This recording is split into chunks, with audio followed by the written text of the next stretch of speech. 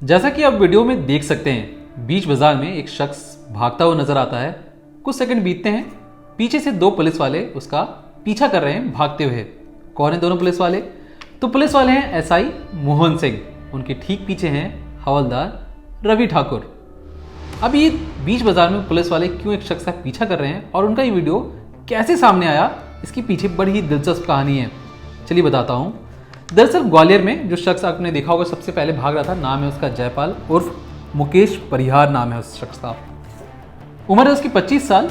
लेकिन आज से ठीक 9 साल पहले यानी 2013 में जब उसकी उम्र 16 साल थी, उसने अपने कुछ साथियों के साथ मिलकर, यानी करीब रहे होंगे 8 साथी थे, उसे मिलाकर 9।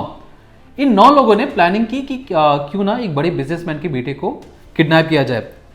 बिजनेसमैन के बेटे का नाम था प्रांकुल शर्मा। उसकी उम्र उस वक्त 18 साल थी और ये 9 लोगों ने मिलकर सोचा कि क्यों ना इसकी किडनैपिंग की जाए। किडनैपिंग के बाद उसके बाप को फ़ोन कर उससे फिरौती की रकम मांगेंगे और जल्दी अमीर होने का जो उनका सपना था वो भी पूरा हो जाता। अब प्रांकुल की किडनैपिंग उन्होंने 2013 में की। याद रखिए, जयपाल की उस वक्त उम्र थी 16 साल। उसके 8 साथी प्रांकुल को किडनैप करते हैं। किडनैपिंग के बाद जैसा कि प्लान था, उसके पिता को फ़ोन किया जाता है, फिरौती की रकम मांगी जाती है।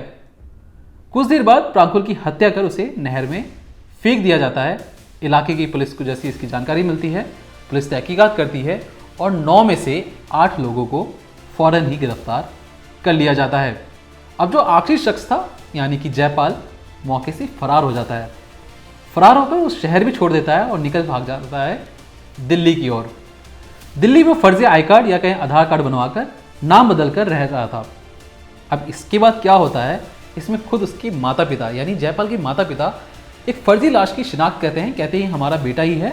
मकसद ये था उनका कि वो चाहते थे कि उनका बेटा किसी कानूनी पछड़े में ना फंसे। ये जो किडनैपिंग, मर्डर और फिरौती का जो मामला है, इससे उनका बेटा बहुत दूर निकल जाए, किसी तरीके से पुलिस के हाथ से वो बचा रहे। तो इसलिए उन्होंने एक फर्जी लाश की शिनाख्त कर दी कि हमारा बेटा है, केस वहीं पर ख़त्म हो जाए।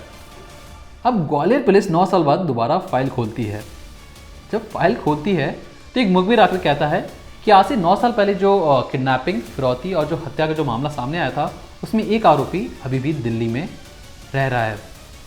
ग्वालियर पुलिस जैसी सुनती है, मौके पर ही दिल्ली और आगरा के लिए एक पुलिस टीम रवाना कर दी जाती है। बताए गए लोकेशन पर जयपाल मिल भी जाता है। लेकिन जयपाल ने जब क्राइम किया तो उसकी उम्र थी 16 साल। अब उसकी आज से 9 साल बाद यानी 2022 में उसकी उम्र हो चुकी थी 25 साल।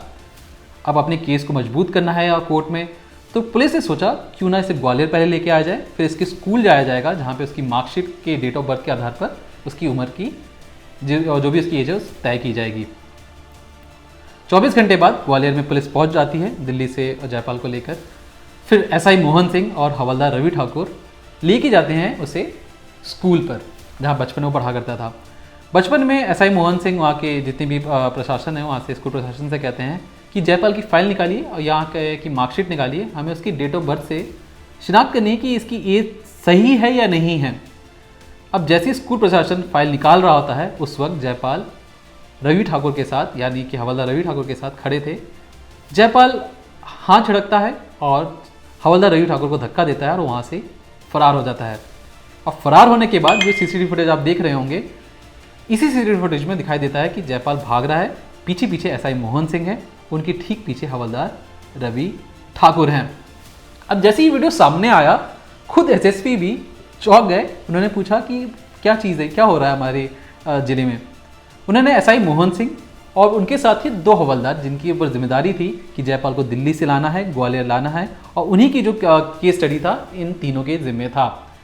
अब जिस तरीके से हवलदार रवि ठाकुर को धक्का देकर वो भाग जाता है, इस मामले में एसएसपी तीनों को ही सस्पेंड कर देते हैं। लेकिन मौके से अपराधी फरार हो जाता है। 9 साल बाद एक किडनैपिंग, मर्डर और फिरौती के मामले एक अपराधी पकड़ा जाता है। 24 घंटे के बाद उसे अपने शहर वापस लाया जाता है और महज 9 सेकंड के अंदर ही वो भाग जाता है।